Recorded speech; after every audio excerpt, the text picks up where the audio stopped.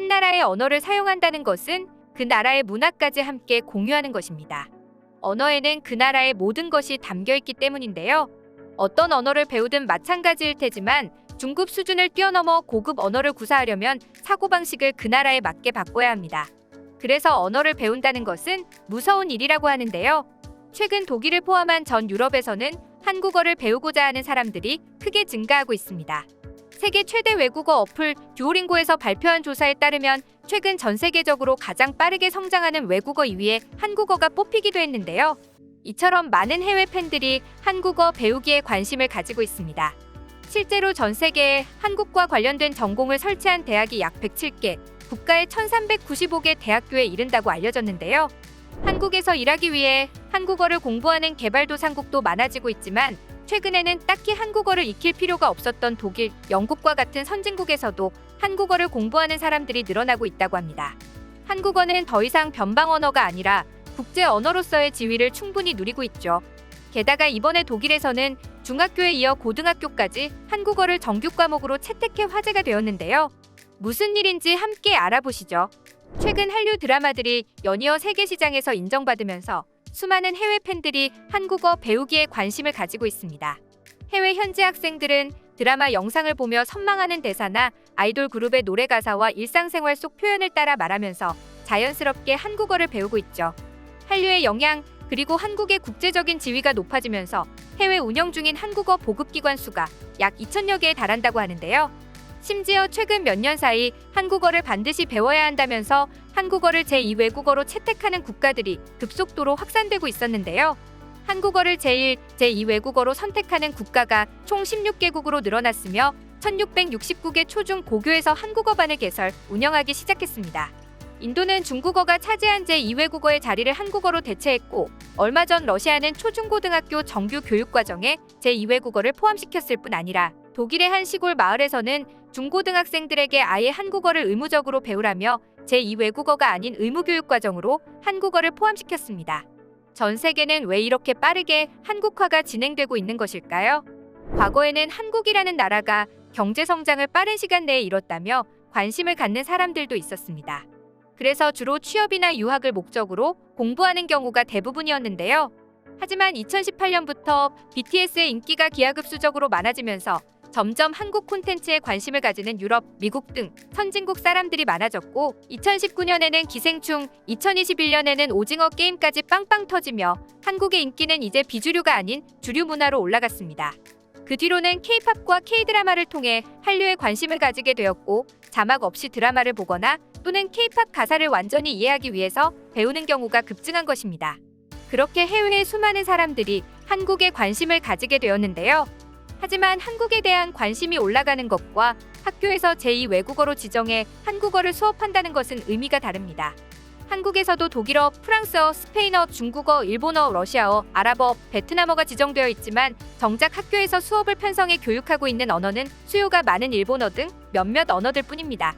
그러니 해외 학교에서 한국어 수업이 편성되었다는 것을 더 뿌듯해도 되는 거겠죠. 그런데 현재 독일의 경우는 아예 제2외국어가 아닌 의무교육 과정으로 한국어를 포함시켜 의무적으로 일주일에 2시간씩 한국어를 배우도록 교육과정을 개편해버렸습니다. 독일의 인문계 중 고등학교에 해당하는 김나지움에서 한국어를 처음으로 정규 과목으로 채택했는데요. 독일 인문계 고등학교인 김나지움은 2022학기부터 한국어를 고등학교 1학년에 해당하는 10학년 의무선택 과목으로 채택했다고 밝혔습니다. 독일에 있는 국제학교의 경우 아시아계 언어를 정규 과목으로 가르치는 경우는 다수 있지만 일반 공립학교에서 채택한 경우는 이번이 처음이라고 합니다. 카롤리눔 김나지움은 2016년부터 한국어에 상당한 관심을 가졌고 전북 외국어 고등학교와 업무 협약을 체결한 후 2017년부터는 방과 후 수업으로 한국어를 가르쳐왔는데요.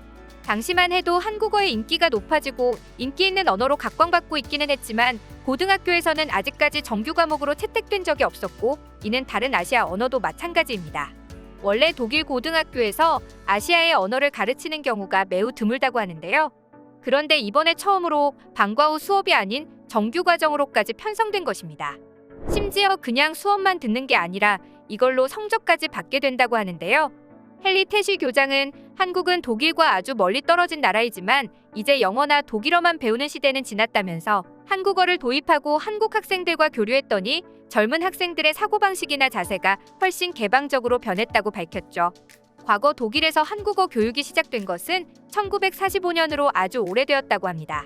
안드레아스 에카르트가 뮌헨 대학교에 개설한 한국어 강좌가 그 시작이었는데요. 그런데 당시 수강생들은 한독 부부의 독일 남편과 자녀들 그리고 독일 가정에 입양된 한국인들이 대부분이었다고 합니다. 굉장히 일찍이 독일에 뿌리를 내린 한국어 강의였지만 60여 년간 딱히 교육 규모가 성장하지 못했습니다. 그동안 독일인들은 그다지 한국어를 배워야 한다는 필요성을 못 느꼈기 때문인데요. 그렇게 몇십 년 전 멈췄던 한국어 교육 규모가 몇 년 새 오징어 게임이 전 세계적으로 히트를 치면서 한류라는 원동력을 만나면서 폭발적으로 커져가고 있는 것 같습니다. 한국어를 공부하고 있는 학생들의 인터뷰를 보면 한국어를 배우고 있는 아주 재미있는 이유들이 있었습니다. BTS의 팬이라는 소녀들은 의무 선택 과목 중 가장 흥미로워 보여 수업을 듣게 됐는데 한국어를 배우면 그들의 노래 가사를 이해할 수 있을 것 같다며 기대감을 표했고 한 남학생은 전혀 의외의 이유로 한국어를 배우기로 다짐했다고 했습니다.